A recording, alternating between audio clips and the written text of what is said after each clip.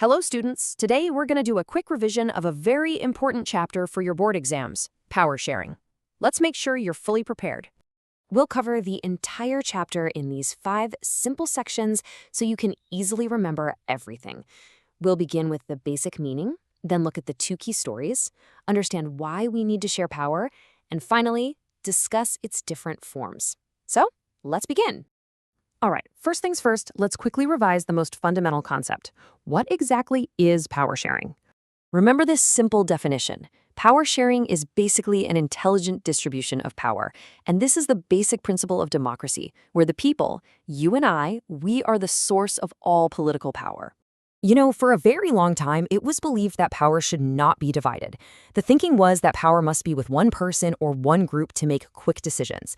But the idea of modern democracy has completely changed this notion. Now, to understand this concept better, let's look at the 2 very important case studies from your textbook, the stories of Belgium and Sri Lanka. Both of these countries have very diverse populations, but you see, they chose completely different paths to handle their social differences. Let's find out what happened. First, let's take a look at Sri Lanka, which followed a policy that we call majoritarianism. Please remember this keyword, students. It's very important. Majoritarianism. It's a belief that the majority community should be able to rule a country in any way it wants, completely ignoring the wishes and needs of the minority community. So the democratically elected government in Sri Lanka, which was dominated by Sinhala leaders, took several steps to establish their supremacy. For example, they passed an act in 1956 which made Sinhala the only official language. They also introduced policies that favored Sinhala applicants for jobs in university positions. Now, this refusal to share power, it led to a feeling of alienation among the Sri Lankan Tamils. And soon, this turned into a civil war, which caused a terrible setback for the country's development. Okay, so that was Sri Lanka. Now let's see how Belgium handled the same problem in a completely different way. Through accommodation.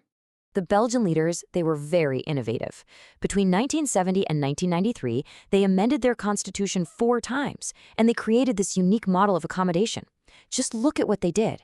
They decided on an equal number of ministers in the central government. They gave many powers to state governments. They created a separate government just for Brussels with equal representation. And they even made a community government to handle cultural and educational issues. And you know what? This arrangement worked so well. It avoided any civil conflict, and it kept the country united. In fact, this successful model is why Brussels was chosen as the headquarters for the European Union. So, the crucial point, the key takeaway from these 2 stories is this. Sri Lanka's path of majoritarianism led to conflict and division. On the other hand, Belgium's path of accommodation led to peace, stability, and unity. This brings us to a very important exam question. Why is power sharing desirable? There are 2 sets of reasons for this. Now, remember these keywords for your answers. First, we have prudential reasons. Think of prudential as being practical or based on careful calculation.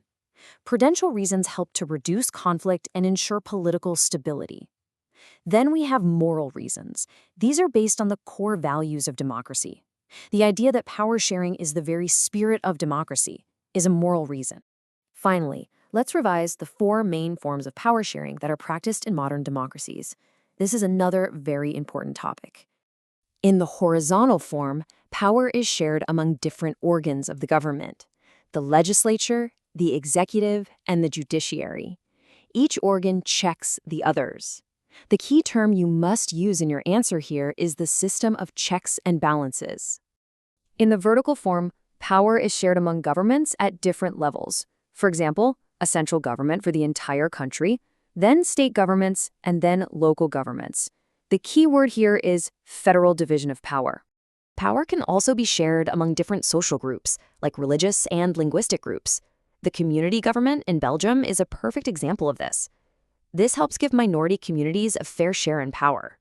And the 4th form is sharing power among political parties and pressure groups. When 2 or more parties form an alliance to form a government, we call it a coalition government. That is a great example of this type of power sharing. So let's quickly summarize the most important points from this chapter that you need to remember. These are the crucial points you must remember. Make sure to revise the differences between the Belgian model of accommodation and the Sri Lankan model of majoritarianism. This is a very common question. With that, we conclude our revision. I hope this was helpful for all of you. Remember, power sharing strengthens democracy and unity. Study well and all the very best for your exams.